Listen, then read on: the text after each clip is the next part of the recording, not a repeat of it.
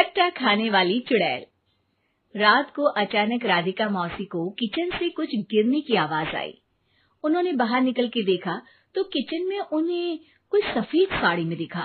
वो चीख पड़ी, हे भगवान, आलतू जलालतू आई भला को टालतू, आलतू जलालतू आई भला को टालतू। राधिका मौसी को चीखते सुनकर श्रवण बाहर आता है भागते हुए। अरे माँ, क्या हुआ? क्या देख लिया? दादी माँ आ गई क्या सपने में? अरे बेटा, रसोड़े में देख तो कौन है? श्रवण रसोड़े में झांक कर देखता है और उसे कोई नहीं दिखता अंदर। अब रसोड़े में तो कोई नहीं है माँ।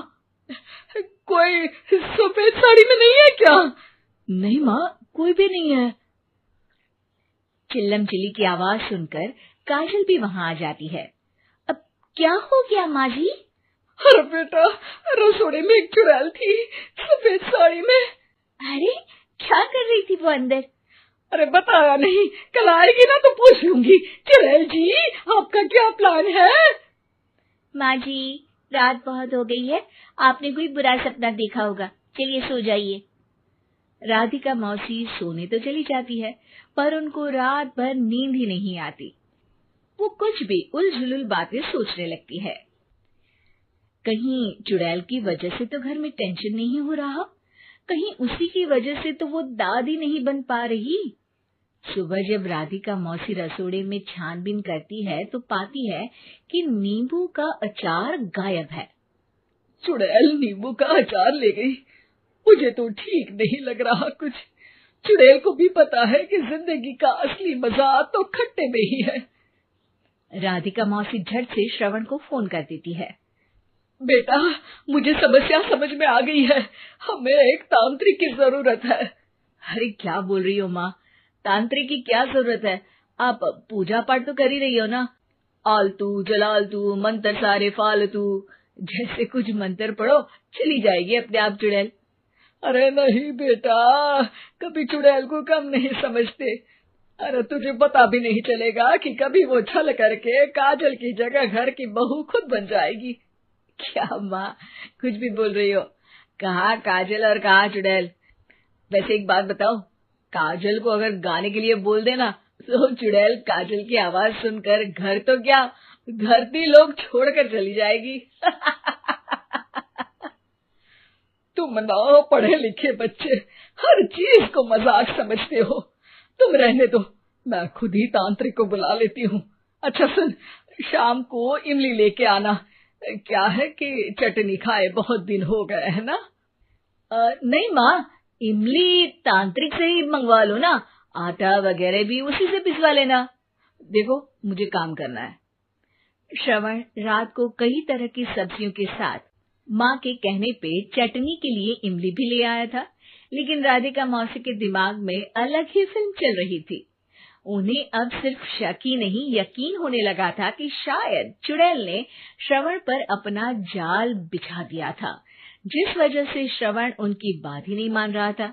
पर कोई नहीं, आने वाली रात में राधिका मौसी खुद तैयार हो गई चुड़ैल को पकड़ने के लिए। रुद्राक्ष की माला, तुलसी का पत्ता, हनुमान चालीसा सब हाथ के पास ही था, बस चुड़ैल का इंतजार था।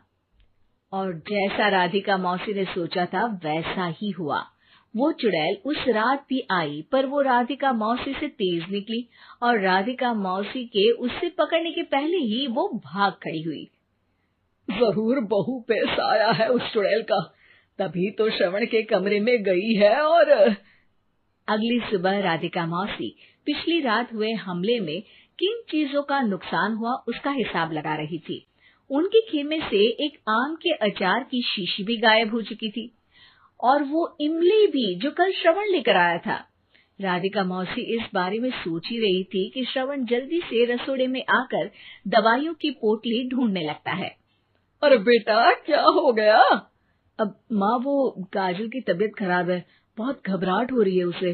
हे भगवान, मैंने पहले ही कहा था कि तांत्रिक को बुला लेते हैं, पर नहीं, अब देखो उस चुड़ैल ने काजल को अपने वश में करना शुरू भी कर दिया है।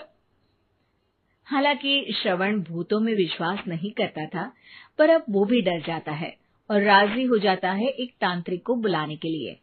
कुछ ही घंटों में तांत्रिक आ जाते हैं और राधिका मौसी तांत्रिक जी को सब बता देती है। घोर संकट, घनघोर संकट, चुड़ैल को मारू जोर चाकट, ओम भट स्वाहा खटखा के आहा। अरे ये क्या मंत्र है?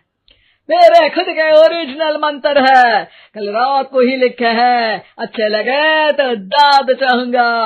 एक और मंत्र सुनो। अर्ज किया है आब्राकडाब्रा, दिल्ली बम्बई आगरा, चंदा मामा सोवरले सुरन मामू जारा। ये मंत्र है? अरे कोई 40 वालीसा पढ़ो ना। वक्त कम है, 40 नहीं पड़ेंगे, 20-25 में काम चलाना पड़ेगा। अलग निरंजन जाके लंदन, मुफ्त का मंजान घिस मेरे नंदन। अरे जल्दी करो तांत्रिक जी, जल्दी करो। तांत्रिक अपने उल झलूल मंत्र पढ़ने लगता है। श्रवण को तांत्रिक पे शक होता है। वो अपने एक डॉक्टर दोस्त को कॉल कर देता है ताकि कोई अनहोनी हो तो इमरजेंसी में चीजें मैनेज हो जाए।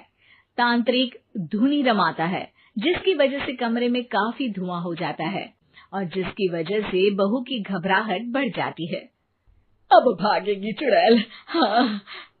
बहू खांसते हुए धुएं से बचने के लिए बाहर चली जाती है। अरे भाग रही है, भाग रही है। पीछे पीछे श्रवण भी जाता है। बहू एक सोफे पर बैठ जाती है। तभी डॉक्टर दोस्त आ जाते हैं और श्रवण को पानी लाने के लिए कहते हैं। थोड़े चेकअप के बाद डॉक्टर कहते हैं, मेरे हिसाब से जाप का काम पूरा हो गया है। क्या मतलब? अरे कुछ भी नहीं माँ, कोई चुड़ैल नहीं है, खुशखबरी है, अब दादी बनने वाली है। मगर वो सब अचार के डब्बे। श्रवण दोनों अचार के डब्बे अपनी माँ को दिखाता है, जो कि उनके बिस्तर के नीचे छुपे हुए थे। आपने सही बोला था माँ, वो चुड़ैल काजल ही थी जो खट्टा खा रही थी। हमें कल ही पता चला, पर हमने आपको ये तांत्रिक वाला काम करने दिया ताकि आपको भरोसा हो जाए कि भूत वगैरह कुछ होता ही नहीं। अच्छा अच्छा, ये तो बड़ी खुशी की बात है। पर बेटा मुझे एक झाड़ू तो ला दे। क्यों माँ? ये तांत्रिक का भूत उतारती हूँ मैं।